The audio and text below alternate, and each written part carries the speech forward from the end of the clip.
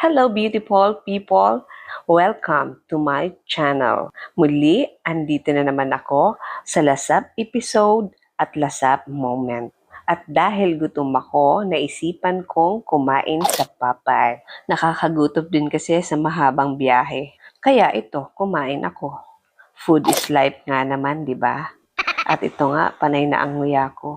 Hindi halatang hindi gutom. Tinitingnan ko yung pie kasi yun talaga ang nagustuhan ko. Kaya ang maire-rate ko, 8 out of 10 siya. Masarap at malutong ang manok niya. Pero kung tatanungin ako kung saan ako babalik-balik, Jollibee pa rin ang number 1 ko. Kasunod, KFC. Siyempre, kanya-kanya naman tayo ng panlasa. Baka kasi iba naman ang paborito ninyo pagdating sa chicken. At pagkatapos kong kumain, pumunta na ako sa convenience store para bumili ng kailangan namin. Hanggang dito na lamang po. Don't forget to like, share, and subscribe. Bye-bye and God bless us all.